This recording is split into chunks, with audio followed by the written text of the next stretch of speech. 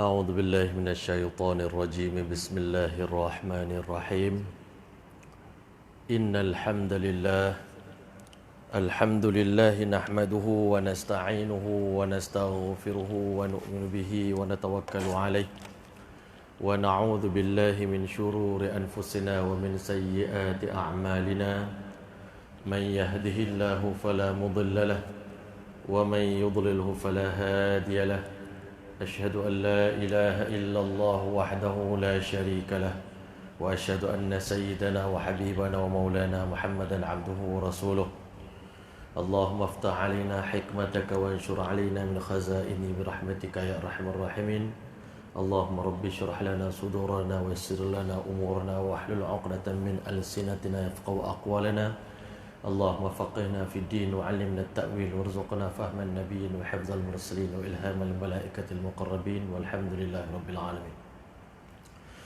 أما بعد لقد قال الله تبارك وتعالى في القرآن المجيد بعد أعوذ بالله من الشيطان الرجيم بسم الله الرحمن الرحيم وعد الله الذين آمنوا منكم وعملوا الصالحات ليستخلفنهم في الأرض كما استخلف الذين من قبلهم وليمكنن لهم دينهم الذي ارتضى لهم وليبدلنهم من بعد خوفهم أمنا يعبدونني لا يشركون بي شيئا ومن كفر بعد ذلك فأولئك هم الفاسقون وقال تعالى الذين إن مكناهم في الأرض أقاموا الصلاة وآتوا الزكاة وأمروا بالمعروف ونهوا عن المنكر ولله عاقبة الأمور وقال تعالى لقد كان لسبأ في مسكنهم آية جنتان عن يمين وشمال كلوا من رزق ربكم واشكروا له بلدة طيبة ورب غفور وقال تعالى سنستدرجهم من حيث لا يعلمون وأملي لهم إن كيدي متين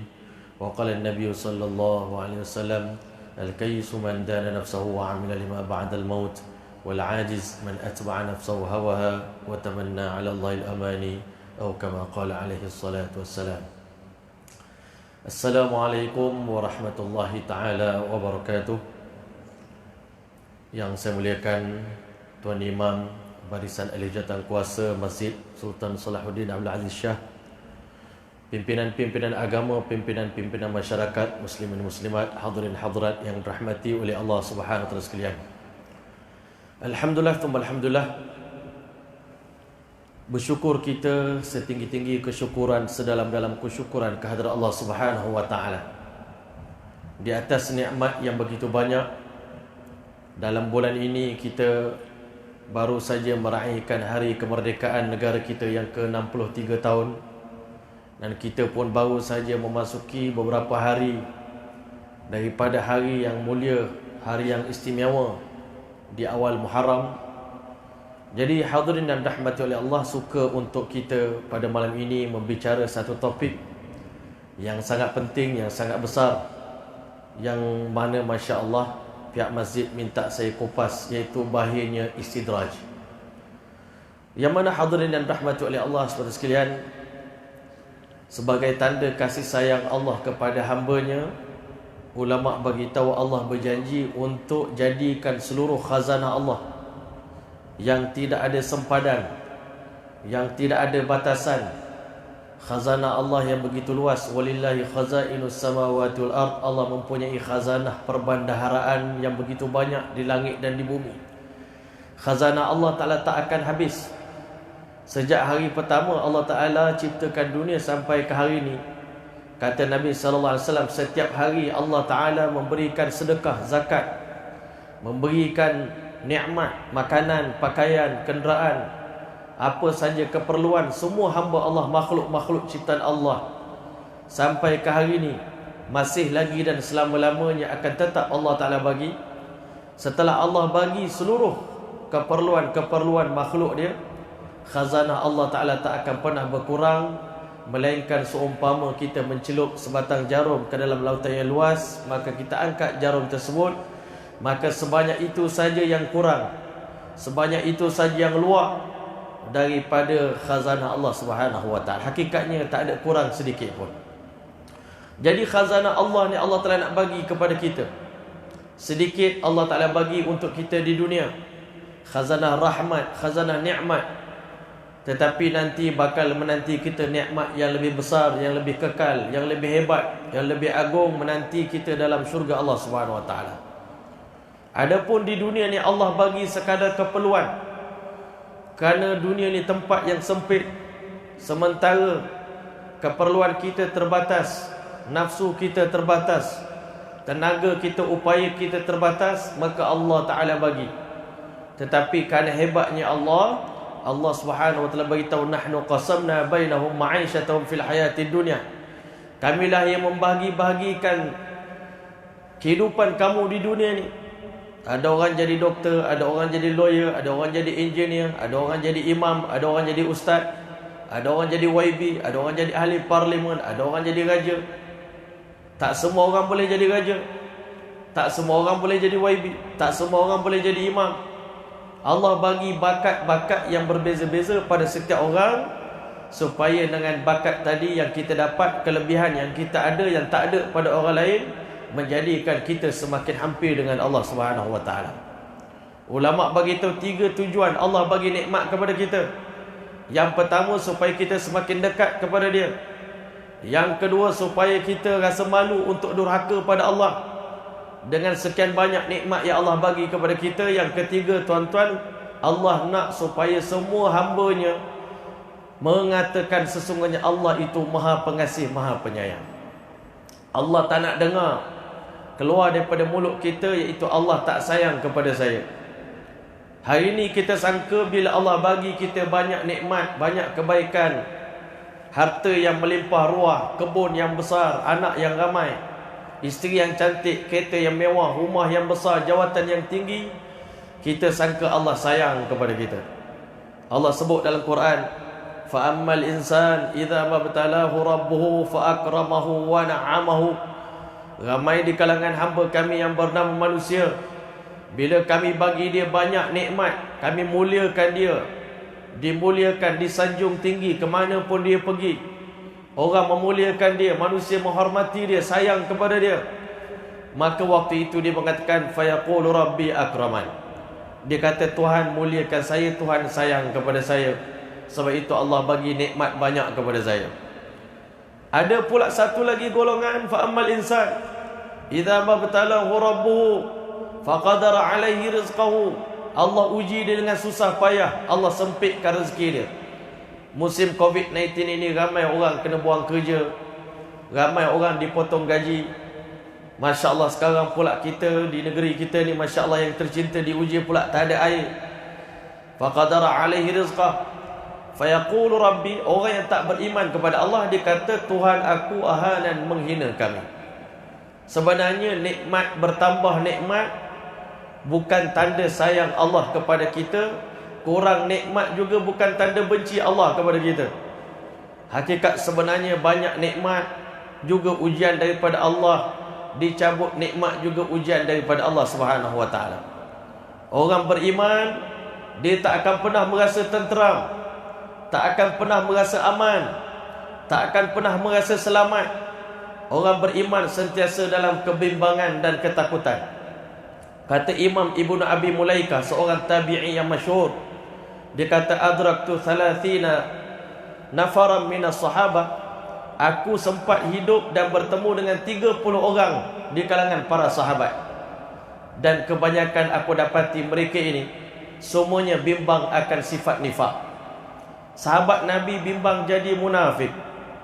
30 orang para sahabat yang telah diakui keimanan mereka, yang telah diredai oleh Allah, yang telah banyak berkorban untuk agama, yang banyak mengorbankan harta benda di jalan Allah Ta'ala. Tetapi para sahabat tadi masih bimbang terhadap diri mereka. Hari ini ramai di antara kita yang rasa selamat, rasa dah selamat, rasa dah aman, rasa dah orang panggil, rasa segala-galanya dah lengkap. Tak ada benda yang perlu ditakutkan, tak ada benda yang perlu dibimbangkan. Hakikat sebenarnya, Masya Allah, kita bimbang bertambahnya nikmat, kita semakin jauh dengan Allah, kita rasa kita terselamat. Sebenarnya tuan-tuan yang dirahmati oleh Allah, Makhluk yang pertama yang menerima istidraj daripada Allah siapa tuan-tuan? Adalah Iblis laknatullah alaih. Kita hari ni duk ingat panjang umur ni tanda sayang Allah pada kita. Alhamdulillah. Tadi saya jumpa seorang pakcik. Adik kalau boleh teka berapa umur pakcik sekarang? Saya kata 80 ada pakcik. 80 banyak sangat. Habis tu 70 muda sangat. Habis tu yang sebenarnya berapa? 75. Alhamdulillah 75. Hari ni tuan-tuan, kita mengukur hebat satu orang bila dia panjang umur dalam keadaan sihat. Hakikat sebenarnya tuan-tuan, Iblis laknatullah alaih adalah makhluk yang paling panjang umurnya. Daripada dunia bermula, sebelum dunia bermula, sebelum syurga diciptakan oleh Allah Ta'ala, tuan-tuan yang dirahmati oleh Allah, Allah Ta'ala telah wujudkan makhluk ini.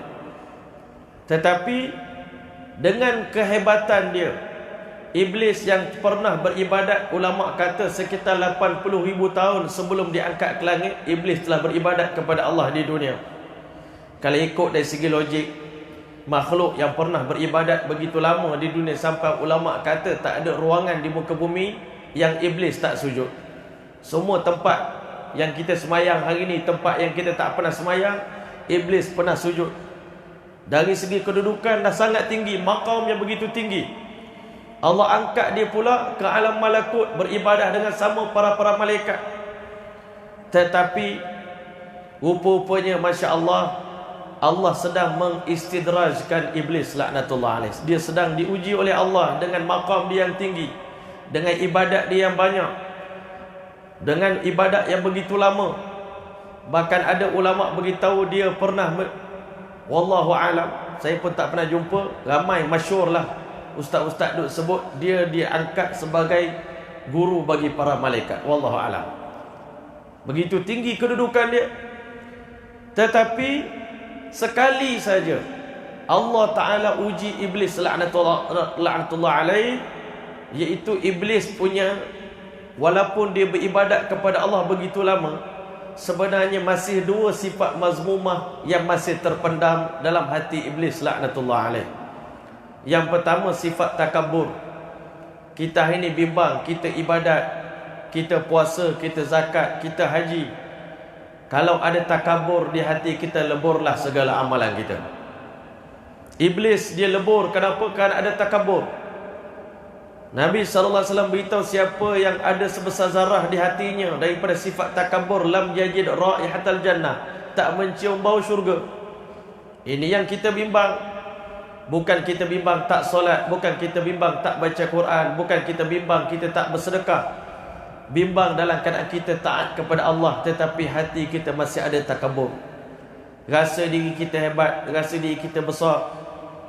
Sebab itu kadang-kadang bila kita jumpa dengan para habaib, para alim ulama kita, kita pelik, kita cium tangan dia, dia cium tangan kita. Saya terfikir mungkin kerana mereka nak buang sifat itu tuan-tuan. Nak bawa sifat tawaduk, nak merendah diri. Rasa kita tak ada apa-apa, Tuan tolong doakan saya. Tuanlah tolong doakan saya. Masya Allah, adab begitu tinggi, akhlak begitu tinggi. Nak ajar kita, nak dapat tawaduk ni, kena sentiasa rendahkan diri kita. Rasa diri kita tak ada apa-apa, rasa diri kita hina, rasa kita jahil, rasa kita tak ada apa-apa pun. Yang kita ada ni pun pinjaman daripada Allah. Kalau Allah tak bagi, kita akan hina. Dan apa yang Allah bagi pun Allah boleh cabut pada bila-bila masa saja. Hari ini kita dalam negara kita, alhamdulillah, Allah bagi dah merdeka 63 tahun. Kadang-kadang kita rasa selamat. Kita tengok negara jiran kita, Masya Allah, selalu kena uji dengan Masya Allah malapetaka. Kadang-kadang gunung berapi, kadang-kadang kena banjir, kadang-kadang macam-macam, melibatkan ribuan nyawa, ratusan ribu nyawa. Adakah kita rasa negara kita pun selamat? Adakah kita rasa negara kita ni terpelihara? Memang kalau kita tengok dari segi zahirnya, negara kita ni macam dipelihara oleh Allah Subhanahu Wa Taala. Hakikat sebenarnya kalau kita perhatikan kemerdekaan kita ni tuan-tuan, ulama, bukan ulama lah, sejarawan bagi tahu, Penjajah yang datang nak jajah Malaysia ni tuan-tuan adalah penjajah yang telah menang di Portugis, yang telah menang membunuh orang Islam di Spanyol, yang telah berjaya mengkristiankan negara Filipin. Maka dia punya panglima dia tu telah datang ke Malaysia ni, ke Melaka tuan-tuan, untuk tawan negara Malaysia ni, untuk kristiankan negara kita ni tuan-tuan. Tetapi Allah yang Maha Pengasih, bukan kerana kita bagus, bukan kerana kita hebat, maka orang yang telah menang di seluruh dunia lawan mana-mana kehebatan negara Islam yang hebat, bila datang ke Malaysia Allah hancurkan mereka. Begitu sekali sayangnya Allah kepada rakyat Malaysia.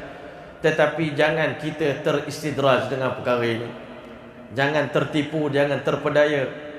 Iblis, dia merasa dia hebat, dia merasa dia sombong, banyak kelebihan, akhirnya Allah hancurkan dia. Yang kedua, hasad dengki, iri hati. Ulama kata kalau Allah tak ciptakan saingan bagi iblis, Nabi Adam tak diciptakan, tak keluar hasad dengki iblis tu.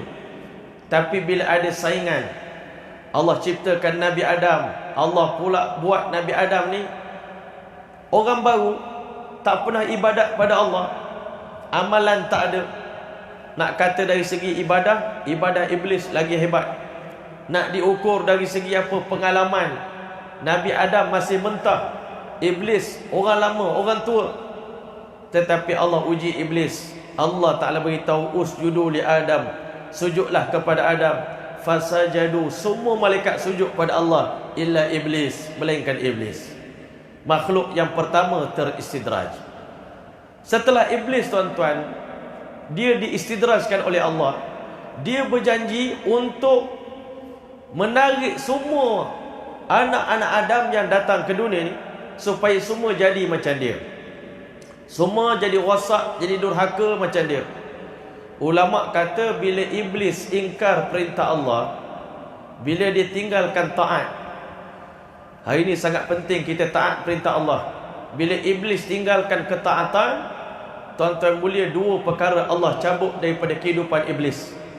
Yang pertama, Allah batalkan seluruh ibadah dia 80,000 tahun sebelum itu. Allah anggap ibadah kamu itu tak ada apa-apanya, kerana hari ini kamu durhaka kepada kami, tak nak sujud kepada kami, sombong. Disebabkan kesombongan tadi, ibadah kamu sebelum ini jadi haba'an manthura, debu-debu yang berterbangan.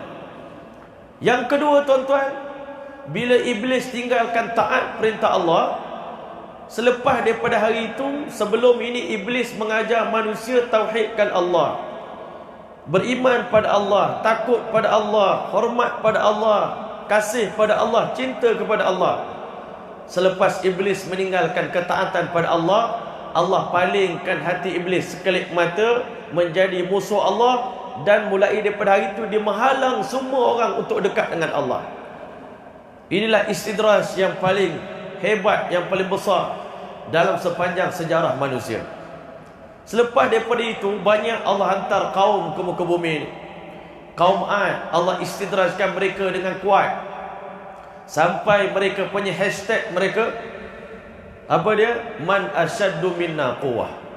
Siapa can be, who can be, siapa yang boleh jadi lebih powerful than us, siapa yang lebih berkuasa daripada kami, siapa lebih kuat daripada kami. Bayangkan kaum Ad ni Allah bagi kekuatan, ulama kata boleh cabut pokok kurma dengan sebelah tangan.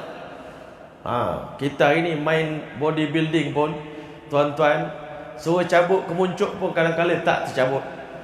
Masya Allah, kaum Ad ni Masya Allah, dia kata kita ni bangsa yang paling kuat. Walaupun kita durhaka pada Allah, tak beriman pada Nabi Allah Hud AS, kerana kekuatan kita tak ada siapa boleh kalahkan kita. Maka Allah Ta'ala hantar azab. Sebab mereka ni bila tak nak beriman pada Allah, bila Nabi Hud kata, fa inni nadhirul lakum baina yaday adzabin syadid, wahai kaumku, aku sayang kepada kalian, tolonglah taat perintah Allah, ikut aku sebagai nabi kamu. Aku bimbang datang azab yang pedih kepada kamu nanti. Dia orang bukan makin takut, makin challenge, makin cabar Allah. Tak apa, datangkan sekarang juga azab, sekarang juga kami nak azab. Maka tuan-tuan yang mulia, Allah Ta'ala bagi cash kepada mereka ni azab. Itu Allah hantar kemarau, kemarau yang panjang. Air dah lama tak ada, semua pakat-pakat dahaga belaka tuan-tuan. Masya Allah, kita orang beriman diuji tak ada air ni, mungkin Allah Ta'ala nak kita rasa payahnya beribadat, nak berwuduk, nak mandi wajib, nak pergi itu, nak pergi ini, nak bersuci, payah. Tetapi kaum Ad berbulan-bulan tak ada hujan, tak turun. Jadi tetap dalam keadaan itu pun tak nak mengaku, tak nak mengaku silap, tak nak beriman pada Allah. Hati keras, hati dah tertutup. Maka satu hari Allah datangkan kepulan, gumpalan awan yang begitu besar. Masya Allah, falamma ra'ahu 'aridan mustaqbil awdiyatihim. Bila mana mereka nampak, Masya Allah, hari ini awan gumpal datang ni, ini hujan lebat ni, Insya Allah. Sekarang ni awan ni sedang mendatangi wadi-wadi mereka, lembah-lembah mereka. Qalu hadha 'aridun mumtiruna. Hari ini hujan akan membasahi kami, azab bencana ini akan segera hilang daripada kami. Tetapi Masya Allah, Allah Subhanahu wa ta'ala beritahu pada hari ini, tudammiru kulla syai' bi amri rabbiha. Hujan yang turun akan membinasakan seluruh benda dengan perintah Tuhan. Maka Allah telah turunkan hujan daripada api. Yang ini bukan kepada kaum Ad, kaum Samud, minta maaf. Kaum Samud, Allah bagi mereka hujan berapi tuan-tuan, daripada langit. Matilah mereka. Fa asbahu la yura illa masakinhum. Maka jadilah mereka tidak kelihatan walau seorang pun manusia di kampung itu, melainkan sisa-sisa daripada tempat tinggal mereka. Mari datang kaum Samud, kaum Ad, gitu juga. Allah azab kaum Ad ni tuan-tuan dengan angin puting beliung, birihin sarsarin atiyah. Angin puting beliung hempas kaum Ad yang kuat tadi, lempar ke dinding, lempar ke pokok. Allah hempas mereka. Maka jadilah mereka ka'annahum a'jazu nakhlin khawiyah. Mereka jadi seperti pokok korma yang telah tumbang. Allah tanya kita, fahal tara lahum min baqiyah. Adakah kamu tengok hari ini seorang bangsa Ad yang masih hidup? Tak ada. Kaum Nuh alaihissalam telah ditenggelamkan dalam banjir. Ada ke di kalangan mereka yang terselamat? Yang beriman saja diselamatkan oleh Allah. Kita hari ini untung, kita dah tengok kaum lain punya maksiat. Sepatutnya kita tak berani nak mengulangi kesilapan-kesilapan mereka. Kaum Lut tuan-tuan, Allah Ta'ala beritahu mereka ni suka mendatangi laki-laki sama laki-laki. Nabi Lut kata, berimanlah pada aku dan tinggalkanlah maksiat, tinggalkanlah dosa. Dia kata, wahai Lut, kamu tak faham jiwa kami. Kami ni minat ke lelaki, tak minat ke perempuan. Masya Allah. Nabi Lut kata, anak perempuan aku comel-comel, kahwin dengan dia orang. Tak nak. Kamu nak menghalang kami daripada nak menunaikan nafsu kami.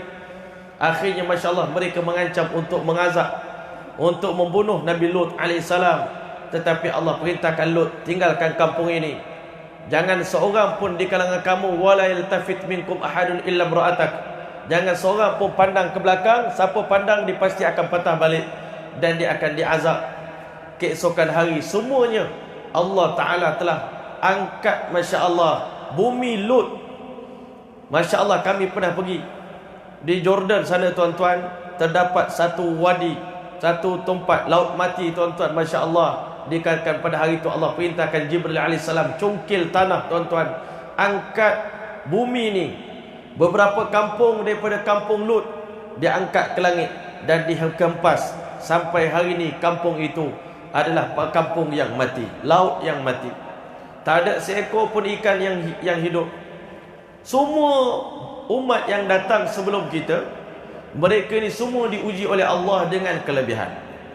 Umat yang paling banyak kelebihan Allah bagi adalah orang Yahudi dan orang Nasrani pula. Mereka ni paling cerdik, paling lawa, paling kaya, keturunan Nabi, keturunan raja-raja. Allah hantar mereka ni ke Mesir. Kerana berkat Nabi Yusuf alaihissalam punya jasa, maka akhirnya semua Bani Israel dijemput, sebelah orang adik-beradik dia, beserta dengan dia punya ibu dan ayah dia dijemput datang ke negeri Mesir. Mula-mula Allah campakkan kasih sayang, orang Mesir rasa terhutang budi kepada mereka. Tetapi Allah Ta'ala bagi tahu, fa khalafa min ba'dihim khalfun adha'u salah, mengganti generasi lama ini dengan generasi baru, yang mana mereka ini teristidraj. Mereka rasa tertipu dengan keturunan mereka, dengan kedudukan mereka yang mulia di negeri Mesir. Lalu mereka telah mula mengabaikan solat, pelan-pelan tinggalkan solat.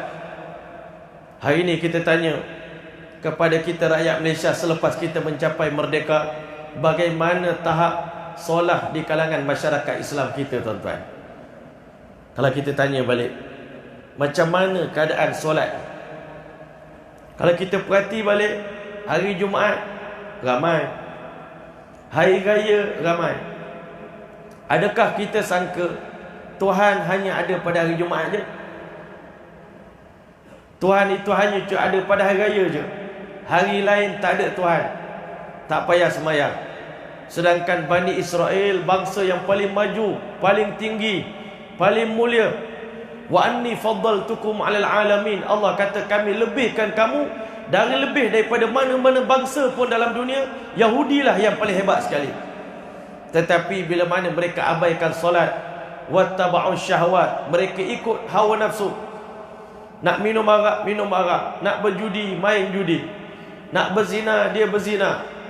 Nak nikah sejenis, dia nikah sejenis. Bahkan sifat Bani Israel ini, mereka kata syiar kami, hashtag kami, sami'na wa asaina, kami dengar dan kami lawan. Apa yang ustaz cakap, kami lawan. Yang Nabi cakap, kami lawan. Orang alim cakap, kami lawan. Allah cakap, kami lawan. Yang syaitan cakap, kami kata yes. Syaitan je yang faham jiwa kami. Masya Allah, ikut jejak langkah syaitan.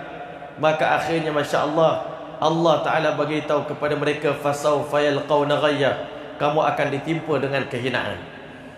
Hinanya macam mana?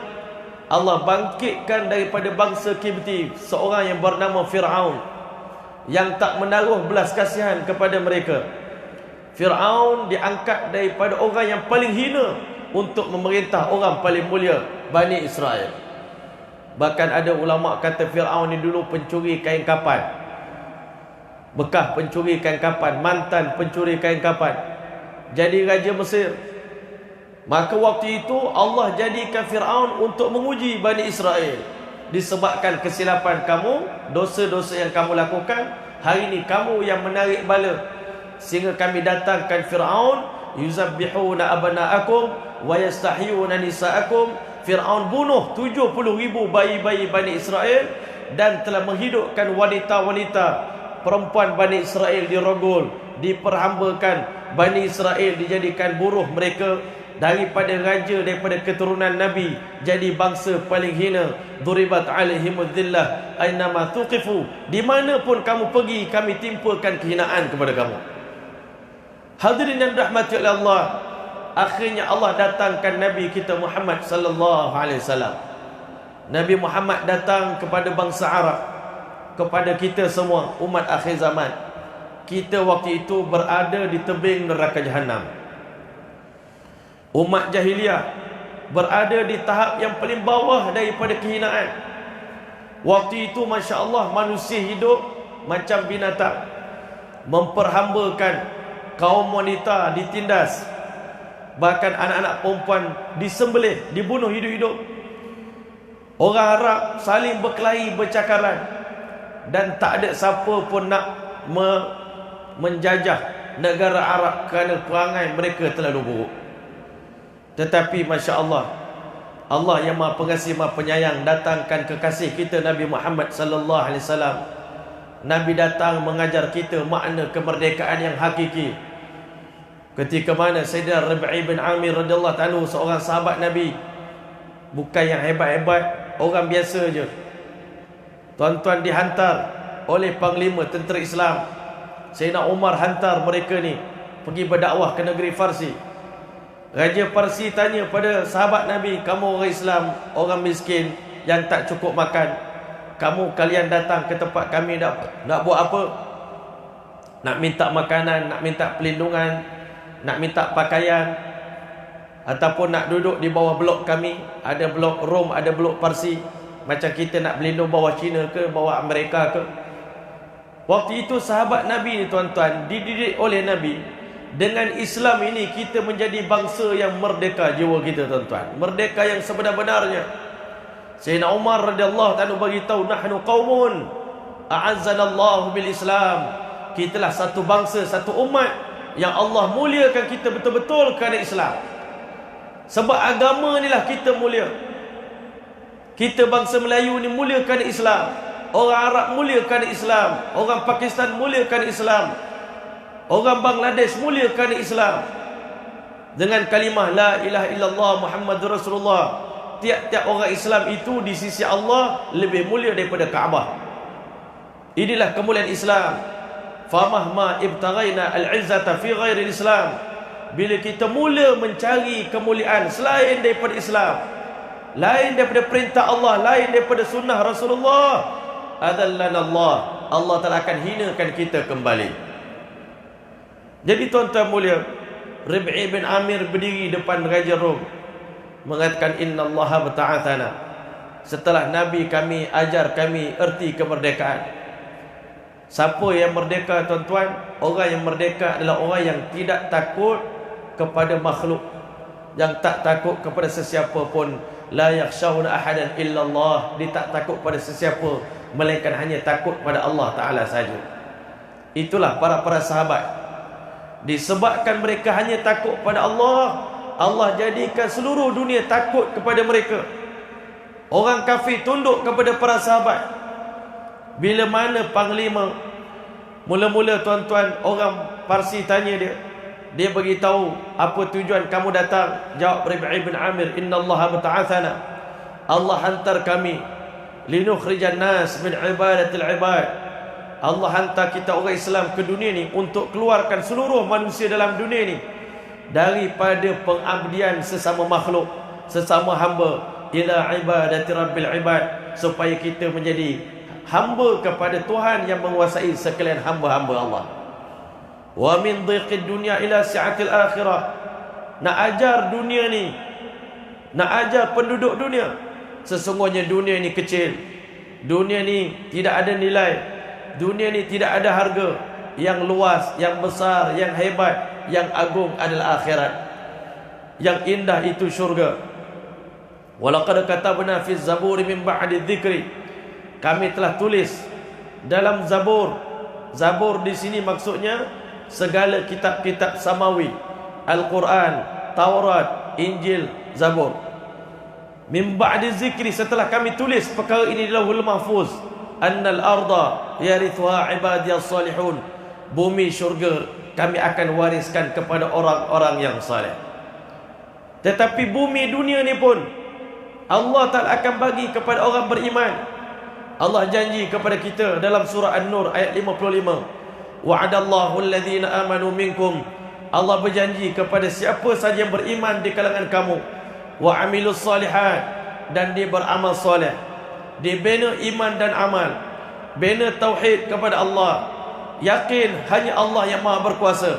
Selain daripada Allah tak mampu buat apa-apa bagi manfaat, bagi mudarat. Tak akan mampu buat apa-apa kepada kita melainkan dengan izin daripada Allah Subhanahu wa taala. Tak takut kepada sesiapa, tak takut pada singa, tak takut pada hantu, tak takut pada orang-orang yang tak beriman pada Allah. Bilangan tentera musuh yang ramai tidak menakutkan mereka. Ini orang yang beriman kepada Allah Ta'ala, dan dia melakukan amal soleh, perbaiki solat, perbaiki zikir, perbaiki Quran, memakmurkan masjid, menghadiri majlis ilmu. Ini semua amal-amal soleh yang melaluinya Allah Ta'ala akan tunaikan janji dia. Tuan-tuan mulia, Rib'i bin Amir kata, kami nak keluarkan manusia daripada kesempitan dunia kepada keluasan akhirat. Wa min jawril adyan, daripada kezaliman agama-agama, penindasan agama-agama, kepada keadilan Islam. Kami nak bawa umat ini kepada agama selamat, agama sejahtera, agama yang merdeka. Tuan-tuan mulia, sahabat Nabi telah bawa Islam ke seluruh dunia dengan jiwa yang merdeka, tak takut kepada sesiapa pun. Bahkan lautan di hadapan mereka yang luas terbentang, sahabat Nabi boleh menyeberangi lautan dalam keadaan tapak kasut mereka pun tak basah. Allah tundukkan alam semesta kepada orang yang takut kepada Allah. Sungai Nil pun dengar cakap Sayyidina Umar bin Khattab radhiyallahu ta'ala anhu. Masa sahabat Nabi menawan negara Mesir, Sungai Nil telah surut. Sayyidina Umar bin Al-As radhiyallahu anhu hantar surat pada Amirul Mukminin, apa yang patut kami buat. Amirul Mukminin kata, aku tak sangka orang yang bijak macam kamu pun tak reti nak buat benda ni. Sayyidina Umar radhiyallahu anhu hantar surat, satu surat hantar kepada Gubernur Mesir. Sepatutnya dalam keadaan sekarang ni, kamu tak perlu tanya pada aku apa yang patut kamu buat. Kamu telah dididik oleh Nabi Muhammad sallallahu alaihi wasallam. Nabi tak tinggalkan kita dalam keadaan terpinga-pinga. Nabi telah ajar kita cara untuk menyelesaikan masalah. Cara nak selesaikan masalah adalah kembali kepada Allah. Kita sama-sama buat solat istisqa. Air tak ada, bukan masalah, bukan salah kerajaan, bukan salah siapa. Tak perlu menunding jari. Perbaiki amal kita, taubat, istighfar. Zaman Nabi bila air tak ada, solat istisqa, minta hujan. Tuan-tuan mulia, akhirnya Umar bin Al-As faham apa yang patut kita buat. Sayyidina Umar hantar lagi surat yang kedua kepada Sungai Nil. Wahai Nil, andai kata engkau mengalir dengan perintah Allah, mengalirlah. Tetapi jika engkau mengalir dengan kehendakmu sendiri, kami orang Islam tidak perlukan kamu sedikit pun. Campak je surat itu dalam Sungai Nil. Mulai daripada hari itu sampai kiamat, Sungai Nil tak pernah surut lagi buat selama-lamanya. Begitu sekali dunia tunduk kepada para sahabat ridwanullahi ta'ala alaihim ajma'in, kerana mereka adalah khalifatun ala wajhil ardi. Khalifah dalam erti kata yang sebenar. Khalifah sebenar bukan khalifah yang sekadar memimpin manusia, tetapi khalifah yang sebenar adalah khalifah yang mampu menguasai dan menakluki dunia, tuan-tuan.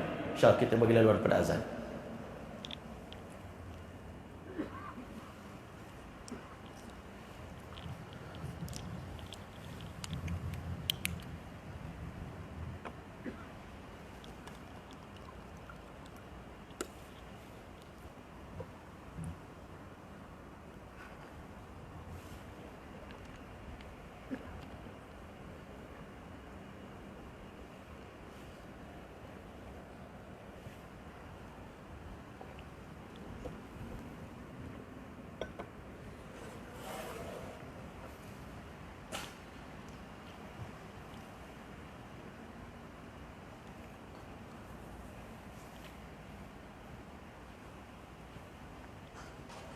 Allahu Akbar, Allahu Akbar, Allahu Akbar,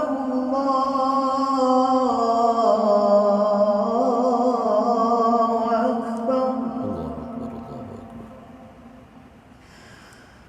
Asyhadu an la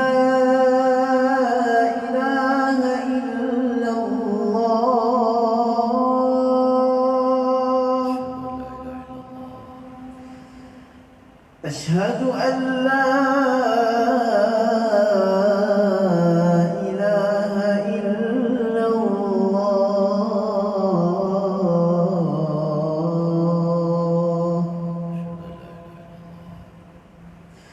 أشهد أن محمدا رسول الله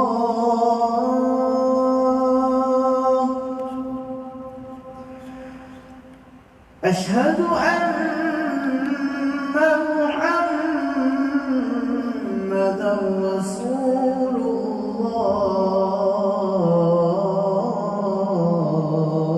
الله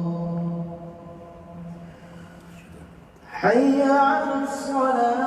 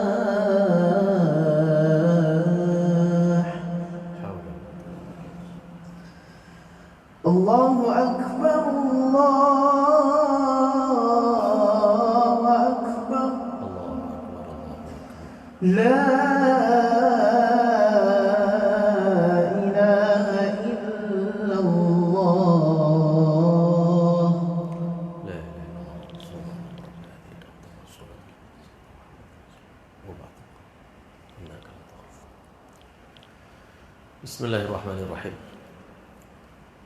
Hadirin yang rahmati oleh Allah SWT sekalian, kita mendengar kisah bagaimana Rasulullah SAW dalam memperjuangkan Islam satu masa dahulu pernah diusir daripada kampung halaman mereka. Tetapi setelah itu Allah Ta'ala gantikan kemenangan demi kemenangan kepada mereka. Kemenangan yang pertama Allah bagi kepada para sahabat adalah peristiwa Fatah Mekah, yang mana kita hari ini Masya Allah, kalau dulu sebelum merdeka, ramai di kalangan kita dalam jemaah ini adalah orang yang hidup masa zaman penjajah dulu, zaman Jepun, zaman Inggeris. Mereka lebih faham makna keperitan menjadi umat bangsa yang dijajah. Sangat marah. Sampai Masya Allah, kalau kita tengok pejuang-pejuang kemerdekaan negara kita, Mak Kilau, Tok Bahman, kalau kami di Pahang, Masya Allah, pahlawan-pahlawan Melayu kita, mereka juga terpaksa berpindah-pindah daripada Pahang pergi Kelantan, pergi Terengganu, pergi Siam, berpindah-pindah semata-mata nak mempertahankan tanah air yang tercinta. Rasulullah SAW pindah negara, pindah negeri daripada Mekah pergi ke Madinah semata-mata untuk mempertahankan iman. Tetapi Allah Ta'ala bagi berita gembira kepada mereka, wa'adallahu alladhina amanu minkum wa'amilus solihat. Allah berjanji kepada orang yang beriman dan beramal soleh, la yastakhlifannahum, kami pasti akan jadikan mereka sebagai khalifah di atas muka bumi ini, fil ardi kama stakhlafal ladhina min qablihim, sebagaimana kami pernah lantik umat terdahulu sebelum kamu sebagai khalifah di muka bumi ini. Masya Allah. Wala yumakkinanna lahum, satu hari nanti kami akan tamkinkan, kami akan kukuhkan dinahumul ladzi irtada lahum, agama yang kamu ridai ini, agama Islam ini satu hari nanti akan kukuh di muka bumi ini, bertapak di muka bumi ini.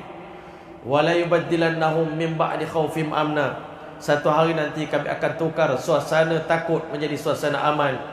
Di saat itu ya'budunani la yusyrikuna bi syai'a, tujuan aku bagi kamu merdeka adalah supaya kamu beribadah kepada aku dalam keadaan jangan syirik sekalipun, sedikit pun, sekecil pun syirik kepada aku dengan sesiapa pun. Ini tujuan utama Allah Ta'ala bagi merdeka kepada kita, supaya dalam kemerdekaan ini kita betul-betul ibadah kepada Allah. Dalam kemerdekaan ini kita jangan syirik kepada Allah. Alladzina immakannahum fil ardi wa la yumakkinannahum min ba'di wa la yubaddilannahum min ba'di khawfihim amna ya'budunani la yusyrikuna bi syai'a wa man kafara ba'da zalika, siapa yang setelah mencapai kemerdekaan dia kufur pada Allah, faulaika humul fasiqun, itulah orang-orang yang fasik kata Allah. Dulu tak dapat merdeka, minta merdeka. Dulu Masya Allah Islam lemah, kamu minta Islam menang, maka Allah bagi penaklukan demi penaklukan. Tetapi tujuan kami bagi kemerdekaan, kejayaan, kemenangan. Alladzina immakannahum fil ardi, golongan yang kalau kami beri kemenangan kepada mereka di muka bumi ini, aqamus salah, kerja yang pertama mereka buat adalah mendirikan solat. Wa atauz zakah, membayar zakat. Wa amaru bil ma'ruf, mereka akan jalankan kerja amar ma'ruf, mengajak orang, ajak orang datang ke masjid, ajak orang ke majlis ilmu, ajak orang pergi umrah, ajak orang Masya Allah ke jalan Allah Subhanahu wa ta'ala, ajak orang kepada kebaikan. Wa nahaw 'anil munkar, dan cegah manusia daripada kemungkaran. Ini kerja kita bila kita dapat negara yang merdeka. Allah bagi kemenangan pada para sahabat. Malam sahabat Nabi dapat menakluki kota Mekah. Pada malam itu orang kafir meninjau daripada celah-celah dinding. Orang Islam dulu dia kalah, tapi bila dia menang, apa yang mereka buat? Orang kafir tengok, memerhati daripada jauh. Yang paling mereka perhati, apakah yang Rasulullah SAW lakukan. Nabi ni ketua orang Islam. Rupanya Masya Allah, Nabi maafkan semua kesalahan-kesalahan orang yang pernah menyakiti mereka. Idhabu wa antumul tulaqa, pergilah kalian, kalian semua dibebaskan. Ini orang merdeka, tak ada dendam, tak ada benci. Nabi SAW beritahu, la tasriba alaikumul yaum, hari ini tak ada celaan daripada mulut aku kepada kamu semua. Kita hari ini negara dah merdeka, kita banyak mencela orang tak beriman pada Allah Ta'ala, kita jadikan mereka sebagai musuh. kita tak jadikan mereka sebagai aset kita. Sebab itu setelah 63 tahun negara kita merdeka, bilangan orang non-Muslim yang masuk Islam sangat sedikit. Kerana orang Islam dapat negara, dia tidak ada menggunakan peluang nikmat yang Allah bagi ni untuk berdakwah. Sebab itu tuan-tuan, kalau kita pergi India sekarang ni, memang negara India sekarang yang memerintah adalah Hindu tuan-tuan. Tapi satu masa dahulu India pernah dipimpin oleh sebuah kerajaan Islam. Tapi kenapa kita tengok waktu itu kerajaan Islam yang ada pada waktu itu, mereka tak terfikir nak berdakwah kepada orang Hindu. Pemimpin Islam sibuk membangun Taj Mahal. Kerana sedih sangat isteri dia Mumtaz meninggal dunia tuan-tuan. Sedih, bangun sebuah istana, sebuah kubur, laksana syurga tuan-tuan. Itulah pemimpin Islam pada waktu itu. Apa yang mereka buat? Mereka tak ambil kesempatan untuk Islamkan orang Hindu. Sekarang ni Allah ubah balik kerajaan menjadi kerajaan yang kufur pada Allah. Kerana itu kita tengok sekarang ni, Masya Allah, di sana orang Islam ditindas, masjid kita dibakar, diruntuhkan. Maka tuan-tuan mulia, kita tak boleh nak salahkan mereka. Orang yang tidak beriman pada Allah, mereka tak tahu, mereka jahil. Tetapi Masya Allah, tujuan yang sebenar Allah bagi kemerdekaan ini untuk kita gunakan peluang untuk berdakwah kepada orang bukan Islam. Sementara kita diberikan oleh Allah Ta'ala kuasa gunakan peluang ini untuk betulkan remaja-remaja kita, betulkan masyarakat kita. Hari ini jangan kita ingat kita dah merdeka, kita dah selamat, negara kita aman. Baldatun thayyibatun wa rabbun ghafur. Negeri yang baik, kita ada Tuhan yang penyayang. Tuhan tak pernah orang panggil buat keputusan yang tidak baik kepada kita. Hakikat sebenarnya tuan-tuan, kita bimbang. Penangguhan yang Allah bagi kepada kita, nikmat yang bertambah. Tetapi Masya Allah, ulama kata makna istidraj, bertambah nikmat tetapi tidak bertambah amal kita. Hari ini banyak nikmat Allah bagi. Negara kita makin maju. Dulu orang Melayu miskin, sekarang orang Melayu kaya-kaya. Saya sempat lagi tahun 80-an, 90-an, kalau kita lalu pergi bandar, kereta mewah-mewah ni semua bangsa lain pakai. Jarang nak tengok orang bangsa kita ni pakai kereta mewah. Sekarang ni Allah bagi, Masya Allah, 10 orang Islam punya kereta, 1 orang bukan Islam punya kereta. Begitu sekali nikmat Allah bagi. Buah-buahan yang tumbuh, sungai yang mengalir. Orang Arab datang ke Malaysia, dia kata Masya Allah, jannah Malaysia, jannah. Dia hujan turun, dia tak pernah tengok hujan tuan-tuan. Dia boleh selfie dengan keluarga dia, buat Masya Allah video call dengan family dia. Masya Allah, aku sekarang kat Malaysia. Oh, tengok Jazirah, pulau perhentian. Masya Allah, Langkawi, pergi. Seluruh dunia bangga dengan Malaysia tuan-tuan. Ini nikmat yang Allah bagi kepada kita. Allah nak tengok. Innamad dunya hulwatun khadirah. Dunia ni Allah jadikan hijau dan manis. Wa anna Allah mustakhlifakum fiha. Allah jadikan kamu khalifah di sini. Fayanzura kaifa ta'malun. Untuk Allah nilai setelah dapat merdeka ni apa yang kita buat. Sebagai tanda kesyukuran.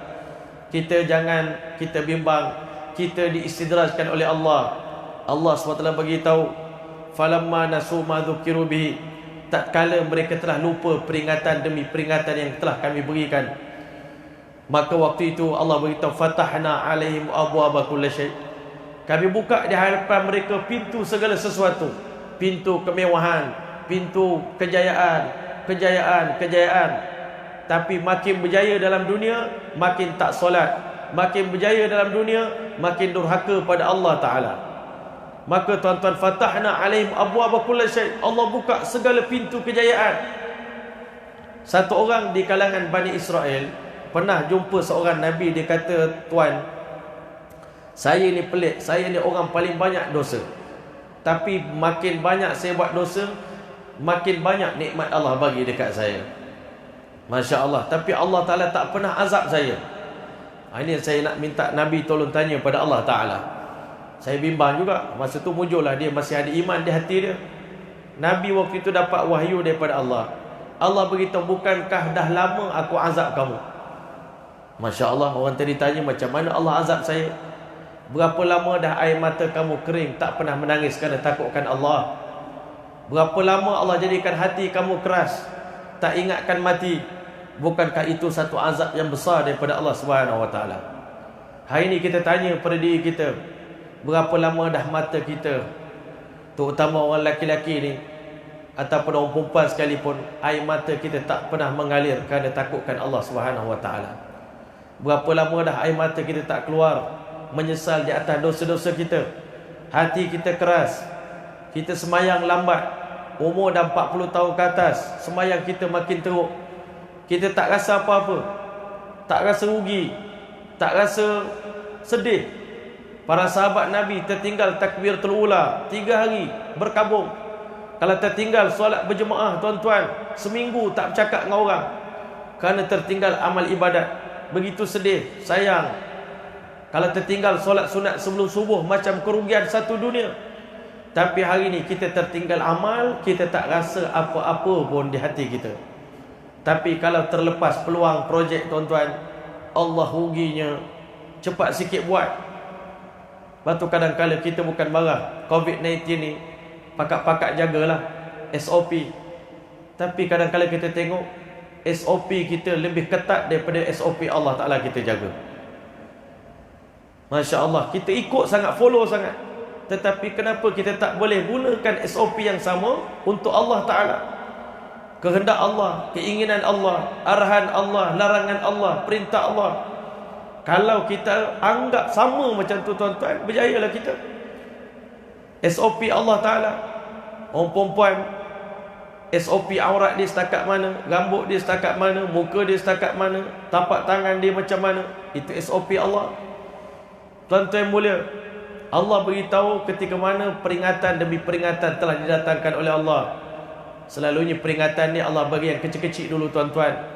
Walanudhiqannahum minal adzabil adna. Kami bagi mereka azab yang ringan-ringan dulu.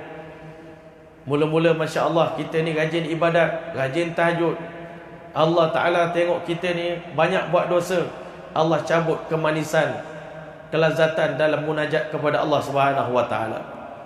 Orang yang banyak guna mata dia tengok maksiat, Allah haramkan mata ini untuk bermunajat kepada Allah di tengah malam. Allah tak sudi jumpa dengan dia. Allah tak nak kejut dia bangun solat tahajud. Kalau kita perhati, kita dah banyak bulan tak sembahyang tahajud, menangislah, tuan-tuan. Kalau kita perhati diri kita dah lama tak buka Quran, bukan payah pun nak buka Quran, tapi rasa berat. Handphone Masya Allah, lepas tengok WhatsApp, tengok Facebook, lepas tengok Facebook, Instagram, lepas Instagram, Telegram, lepas tu tengok pula YouTube, patah balik ke WhatsApp, patah balik. 3 jam, 5 jam boleh kita menatap, mengadap benda tu, tuan-tuan. Bila handphone kita kena bar, tuan-tuan, gelisahnya kita. Bila Telkom kata your phone is already dah kena tutup dah, kelang kabut kita, cepat-cepat kena apa ni, kena kembali kontak. Tidak, banyak orang nak hubung dengan kita ni, banyak orang nak kontak saya ni, mengamuk. Kalau satu hari handphone tak buka, rasa Masya Allah terputus hubungan kita dengan satu dunia. Tapi saat hubungan kita dengan Allah terputus, kita tak rasa apa-apa. Sebab itulah hari ini kita tengok banyak orang di luar sana, orang Islam mengadu susah, bercerai suami isteri, mengadu macam-macam, ustaz saya macam-macam kerja dah buat, semua tak jadi. Kadang-kadang kita bagi nasihat, tuan cuba cek hubungan tuan dengan Allah sekejap.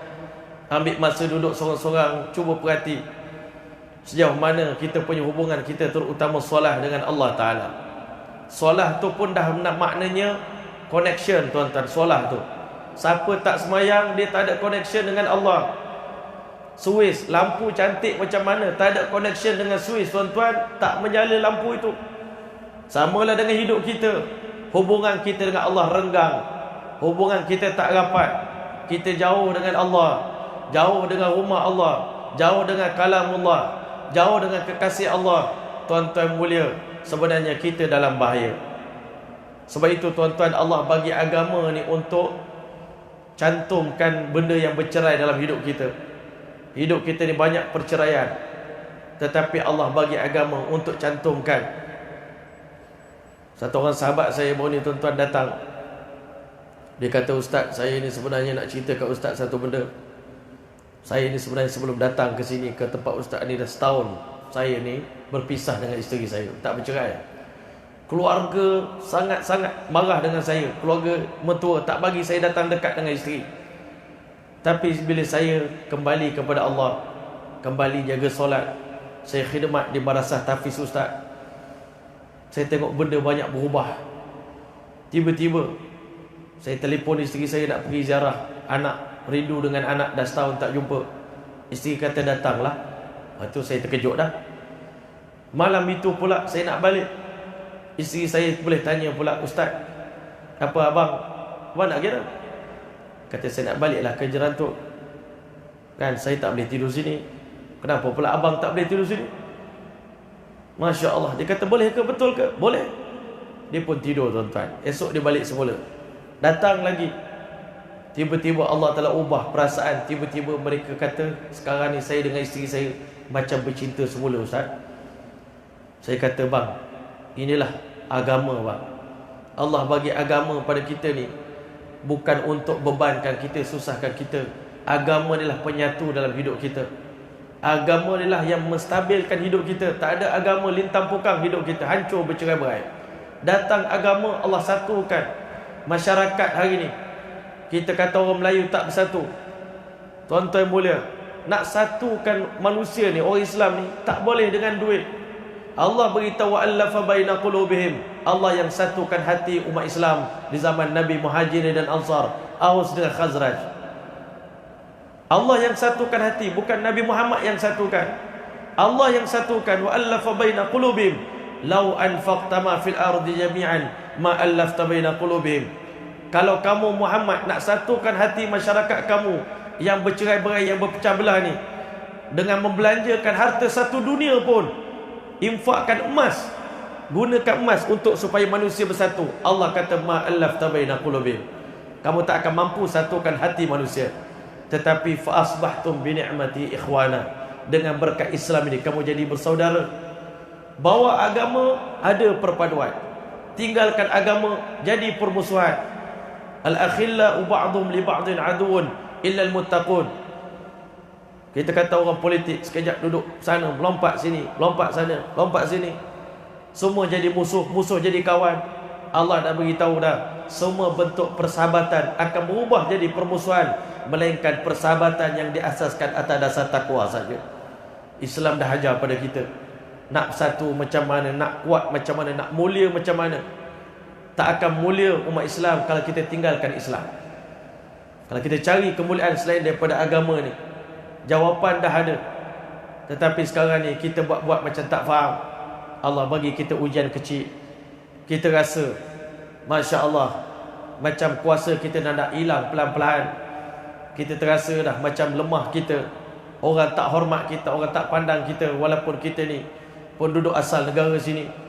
Tak ada respect, bahkan benci timbul di hati orang bukan Islam kepada kita. Sebenarnya perasaan benci itu didatangkan oleh Allah SWT. Sedangkan sahabat Nabi, orang non-Muslim sayang kepada mereka. Sahabat Nabi dia pergi menakluki mana-mana negara. Bila nak pergi pindah tuan-tuan negara lain, masyarakat negara itu menangis. Kenapa Tuan nak tinggalkan kami? Mungkin apa salah kami kepada Tuan? Tuan orang baik-baik, datang ke tempat kami bawa agama Islam.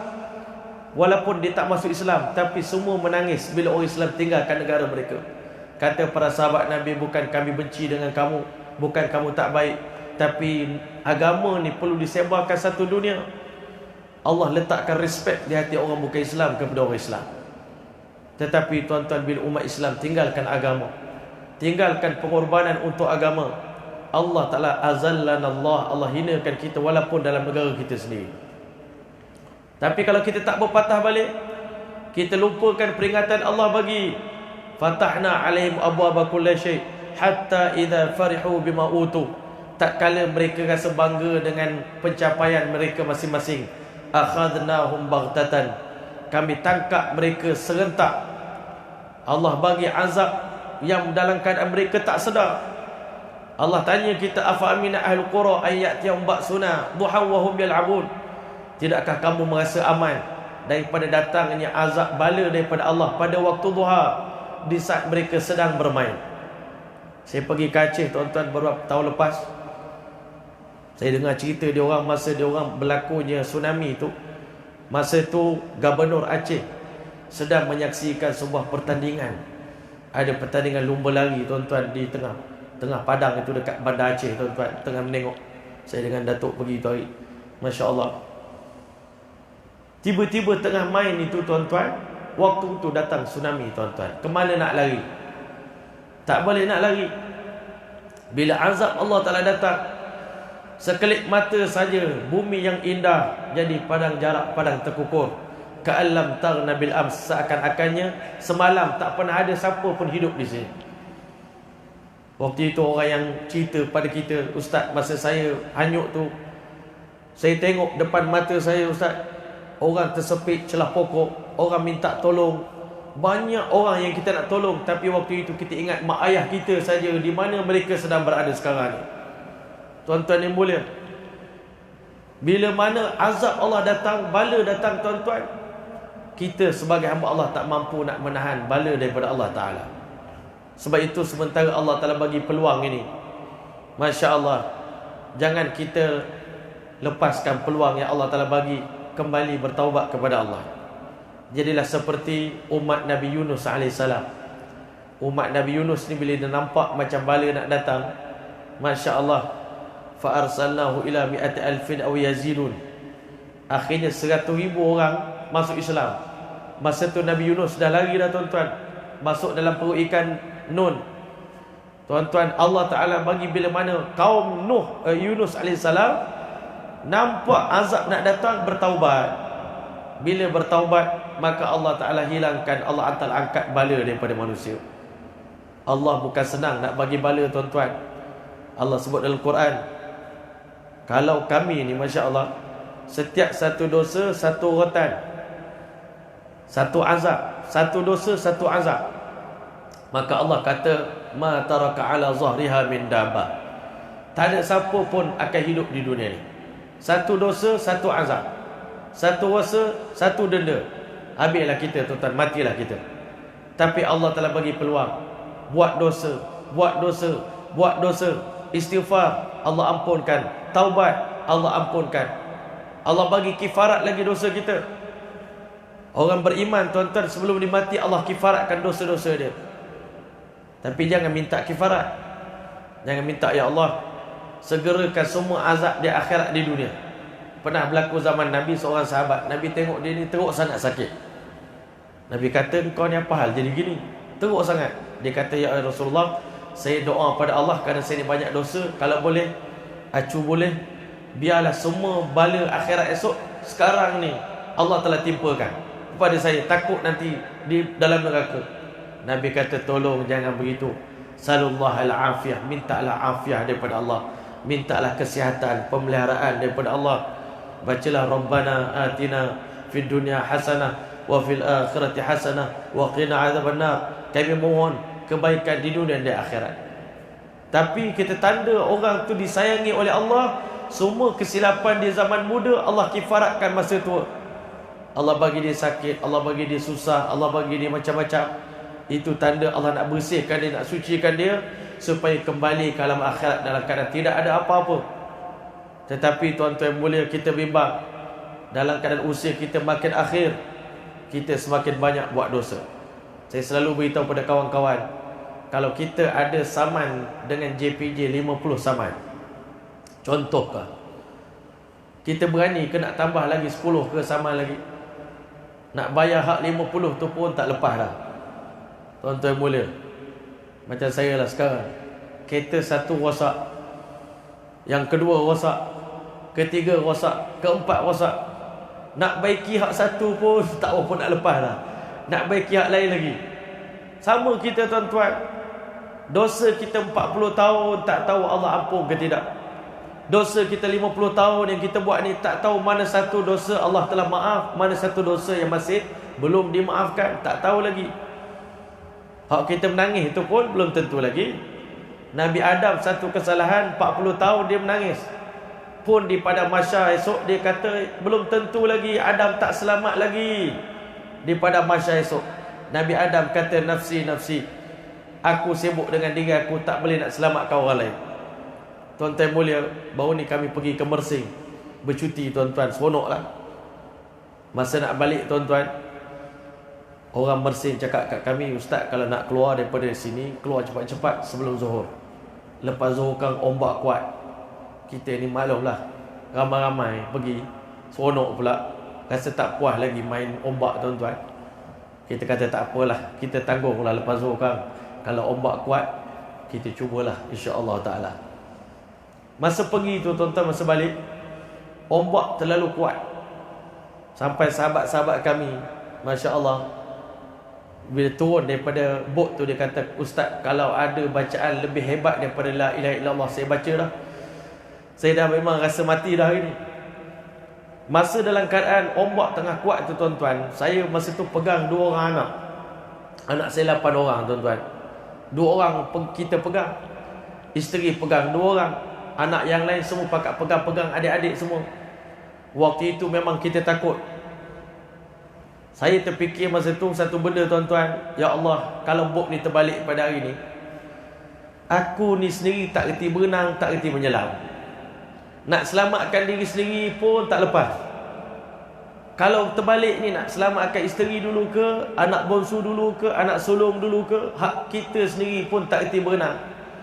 Saya terfikir, ya Allah, ini di dunia ya Allah, tetapi bayangkan ya Allah di alam akhirat nanti, kalau aku sendiri pun diputuskan oleh Allah tak selamat daripada azab neraka, macam mana kita nak selamatkan isteri dan anak-anak kita daripada azab neraka Allah Ta'ala?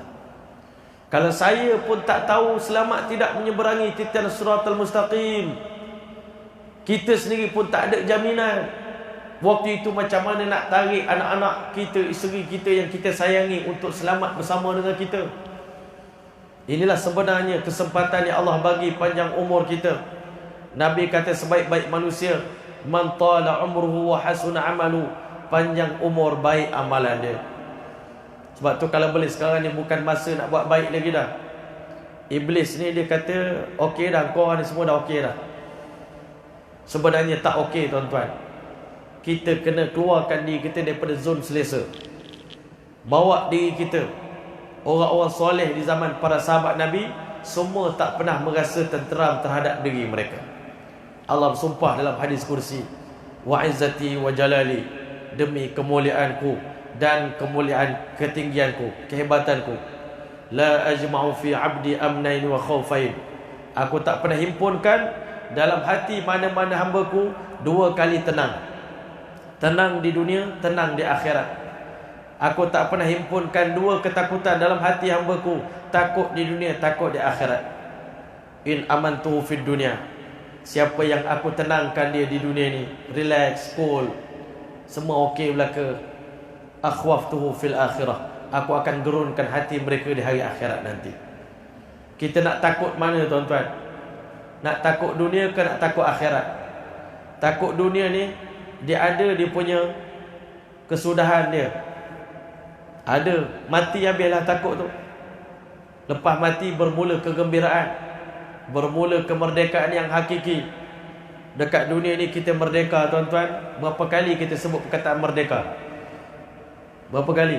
Hari merdeka kita sebut berapa kali? Merdeka, merdeka, merdeka. 3 kali. Tetapi siapa yang selamat masuk syurga tuan-tuan, faman zuhziya 'anil nar wa udkhilal jannah, siapa yang diselamatkan daripada api neraka, dimasukkan ke dalam syurga, faqad faz, itulah orang berjaya. Masuk syurga nanti bukan sekali merdeka, seumur hidup kita akan mengucapkan merdeka, merdeka, merdeka, selamat, alhamdulillah, syukur pada Allah. Sehingga kata Nabi, ahli syurga bila masuk syurga nanti, bila mana diumumkan, wahai ahli syurga, dengar sini baik-baik, innalakum an tahyu fala tamutu abadan, semenjak daripada hari ini kalian akan terus hidup buat selama-lamanya, tak akan pernah merasa lagi benda yang dinamakan mati itu. Tak ada lagi mati. Di dunia ni kita nak merdeka setara mana tuan-tuan? Nak seronok setara mana? Selagi mana ada mati, selagi itu tak seronok. Cuba tanya kaki racing, bawa kereta sedap dah laju tuan-tuan, bawa motor laju, Tapi hari-hari kita tengok orang mati. Bikers mati, innalillah. Sahabat kita bikers meninggal dunia di tepi jalan, langgar macam-macam. Seronok ke tuan-tuan? Maknanya di dunia ni bukan tempat seronok, bukan tempat merdeka yang hakiki. Tak ada siapa boleh bebas sebebas-bebasnya, kerana Allah buat dunia ni darut taklif. Dunia ni adalah tempat kita menerima perintah-perintah Allah, tanggungjawab yang patut disempurnakan.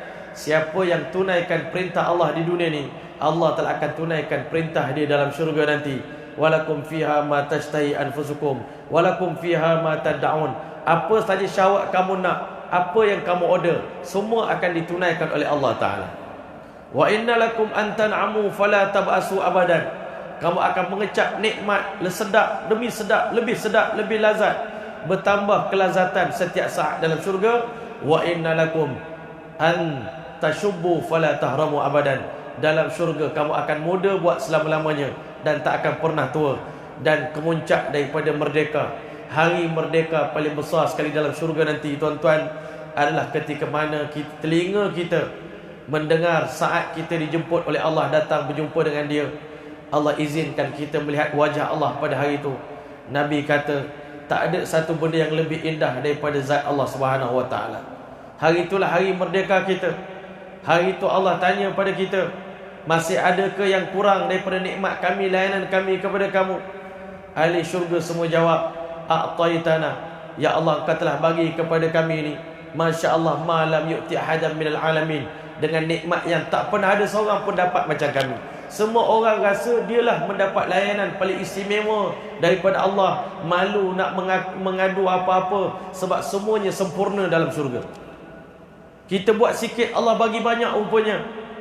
Rupanya bila kita masuk syurga, kita ukur dengan ibadat kita di dunia. Sebenarnya tak ada apa pun ibadat kita di dunia. Sama dengan orang-orang masuk neraka, azab sengsara di neraka. Malaikat boleh tanya pula ahli neraka nanti, tuan-tuan, rasa-rasanya azab neraka ni dengan susah payah beribadat di dunia, mana berat? Semayang dengan azab neraka ni mana lebih berat? Dulu dekat dunia rasa pensan kalau semayang. Ada orang dia kata ke saya, kalau semayang pensan Ustaz, nak pergi masjid berdebar. Tuan-tuan, kita rasa berat sangat. Sebenarnya malaikat kata, kalaulah kamu terima berat beribadat di dunia dulu, kamu tak akan menerima azab yang berat dalam neraka pada hari ini. Tapi kerana kamu tak cerdik, kamu tak faham, ahli neraka beritahu, lau kunna nasma'u, kalaulah di dunia dulu kami nak mendengar pun pada dah, au na'qilu, ataupun kami cuba faham, ma kunna fi ashabis sa'ir, hari ini kami tak jadi penghuni neraka. Fa'tarafu bizambihim, dalam neraka nanti semua orang yang di dunia ni diistidrajkan oleh Allah, Fir'aun, Qarun, bahkan syaitan, semua iktiraf dosa-dosa mereka. Masya Allah, fa'tarafu bizambihim, semua kami mengakui kamilah orang paling bodoh, kami orang paling celaka, kami orang paling tak guna. Waktu itu Allah beritahu di dalam neraka, ahli neraka akan mamah jari-jari mereka sampai ke siku, tuan-tuan. Menyesalnya wa yauma ya'addu zalimu ala yadayhi yaqulu ya laitani lam attakhiz fulanan khalila. Ya Allah, kalau aku tahu ni aku tak berkawan dengan member aku tu di dunia. Laqad adallani 'ani dzikri, dialah yang melalaikan saya daripada peringatan. Sebenarnya banyak dah ingatan Allah bagi kepada kita. Saya nak tutup malam ini, tuan-tuan, dengan kisah Nabi Allah Ya'qub AS. Nabi Ya'qub ni antara Nabi yang berkawan baik dengan malakul maut. Dia bersaing rapat dengan malaikat maut. Jadi tuan-tuan mulia, kalau kita Allah bagi peluang, Syekh, antara berkawan dengan malaikat maut, tuan-tuan nak ke tidak, tuan-tuan? Nak ke berkawan dengan malaikat maut? Taklah, kalau malaikat lain boleh, tapi berkawan dengan malaikat maut ni bahaya. Lagi duduk sebelah kita, lagi cepat kita mati. Tuan-tuan mulia, Nabi Ya'qub berkawan dengan malaikat maut. Maka satu hari malaikat maut datang ke rumah Nabi Ya'qub. Nabi Ya'qub kata, wahai malakul maut, aku nak tanya sebagai sahabat. Ini kisah disebut oleh Imam Al-Ghazali dalam kitab Makashiful Qulub. Tuan-tuan, dalam bab Al-Ghaflah, bab pada menyatakan betapa banyaknya manusia lalai dalam dunia ini, Masya Allah. Maka waktu itu Nabi Ya'qub tanya dia, tuan datang nak cabut nyawa ke datang nak ziarah saya? Maka kata dia, malakul maut, kali ini saya datang nak ziarah tuan sebagai sahabat. Masya Allah. Dekat malaikat maut nak balik, dia kata, tuan, sebagai sahabat, tolonglah walaupun dengan orang lain tak cerita rahsia ni sebab tuan malaikat maut, tapi kerana kawan member punya pasal, tolonglah nanti kalau bila tiba waktu mati saya, sebelum nak ambil nyawa, tolong bagi isyarat sikit boleh tak? InsyaAllah kata malaikat maut, saya akan tunaikan tuan punya permintaan. Tiba-tiba satu hari malaikat maut datang tercegat depan pintu rumah Nabi Yaqub AS. Nabi Yaqub tanya pula, kali ni nak tanya juga, tuan datang nak ambil nyawa saya ke, ataupun datang Masya Allah nak ziarah saya macam dulu juga? Kata malaikat maut, kali ni datang nak ambil nyawa dah lah, habis dah masa tuan. Bayangkan kita tuan-tuan, kalau hari ni malam yang terakhir bagi kita di dunia ni, Masya Allah, apa benda yang kita nak buat sebelum kita mati kan? Kita nak minta maaf dengan semua manusia yang pernah kita buat silap, nak pulangkan semua barang orang yang pernah kita ambil. Kalau kita diberitahu ini malam terakhir, mungkin kita nak qada semua semayang yang kita telah tinggalkan. Kalau boleh kita nak buka Quran yang kita tak baca, andai kata ini malam yang terakhir. Tapi kerana syaitan tipu kita, syaitan kata masa kau lambat lagi, masa orang lain dia sekarang. Syaitan bagi kita penyakit taswif. Dia kata bukan hari ni insya-Allah, taubat juga tapi nanti lain kali kemudian sikit. Tuan-tuan boleh, bila malaikat maut datang nak cabut nyawa, maka kata Nabi Yaqub, bukankah dulu kau pernah berjanji nak bagi kepada aku isyarat, tanda, alamat sebelum aku mati? Kan, kalau kita 40 hari sebelum mati jadi apa? Kan, seminggu sebelum mati jadi apa? 3 hari sebelum mati apa tanda itu tuan-tuan? Tapi ni tak ada tanda. Tiba-tiba kau datang. Kata malaikat maut, sebenarnya tanda dah banyak aku bagi, 3 sekurang-kurangnya tanda, tapi kau tak perasan. Kita pun ada tanda itu, tapi kita tak perasan. Kata Nabi Yaqub, tanda yang pertama, dulu badan kau kuat kan, sekarang dah lemah kan? Itu tanda yang pertama, sesungguhnya malaikat maut dah datang dekat dengan kita. Yang kedua, kata malaikat maut, dulu rambut kamu, bulu-bulu di badan kamu semuanya hitam, sekarang semuanya dah bertukar jadi putih. Itu tanda yang kedua. Dulu badan kamu tegak, kuat, boleh melompat, boleh panjat macam-macam.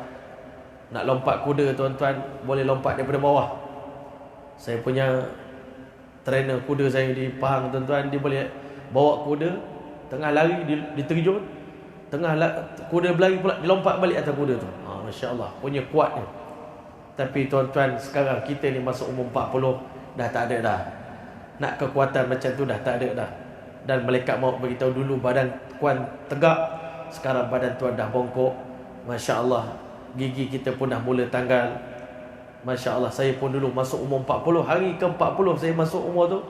Tuan-tuan tahu hari pertama saya makan daging, tiba-tiba saya tergigit gigi saya sendiri. Masya Allah. Saya kata Masya Allah. Maknanya zaman kita ni akan luput daripada dunia tak lama dah. Jadi sebab itu tuan-tuan, kita jangan mudah terpedaya, jangan tertipu, jangan teristidraj. Jangan kita rasa orang lain dia mati, kita tak mati. Orang lain dia akan sakit, kita tak akan sakit. Orang lain dia susah, kita tak susah. Kita disayangi oleh Allah Ta'ala, bukan begitu. Jadi untuk itu insya-Allah, mudah-mudahan Allah telah pelihara kita daripada sifat istidraj ini. Allah Ta'ala pilih kita termasuk di kalangan hamba yang beriman pada Allah, yang sentiasa bersedia menghadapi kemungkinan yang akan datang pada bila-bila masa saja. Dan kita bersabar di atas ujian yang Allah bagi, dan di atas nikmat yang Allah bagi. Kita tidak merasa kita hebat, kita bahkan sentiasa takut kepada Allah Ta'ala dengan nikmat yang Allah bagi. Jangan sampai kita kufur dengan nikmat yang Allah telah bagi kepada kita. Sama-sama kita isi kemerdekaan kita dengan ketaatan pada Allah. Bawa anak-anak muda kita ke masjid, bawa anak isteri kita ke majlis ilmu, bawa sahabat-sahabat kita ke jalan Allah. Dan paling penting, kita bawa orang bukan Islam ni tuan-tuan cepat-cepatnya beriman pada Allah Ta'ala. Inilah tanda kita berterima kasih di atas nikmat yang Allah bagi kepada kita. Mudah-mudahan sebelum kita mati, di tangan kita beribu manusia masuk Islam, beriman kepada Allah Ta'ala. Itulah tanda terima kasih yang paling besar kita bagi pada Allah di atas nikmat Islam dan nikmat iman yang Allah berikan kepada kita. Sekian daripada saya insya-Allah. Wabillahi taufiq wal hidayah. Wassalamualaikum warahmatullahi taala wabarakatuh. A'udzubillahi minasyaitonir rajim. Bismillahirrahmanirrahim. Allahumma ja'al jam'ana hadha jam'an marhuma wa tafarruqana min ba'di tafarruqan ma'suma wa la ta'al fina wa la minna shaqiyya wa la mahruma bimannika wa fadlika wa karamika bi rahmatika ya arhamar rahimin. Allahumma jammilna bil 'afiyati was salamah وحققنا بالتقوى والاستقامة وعدنا بمجيبات الندامة في الآل والمال إنك على كل شيء قدير وصلى الله تعالى على خير خلق محمد وعلى آله وصحبه وسلم سبحان ربك رب العزة عما يصفون وسلام على المرسلين والحمد لله رب العالمين تقبل الله منكم.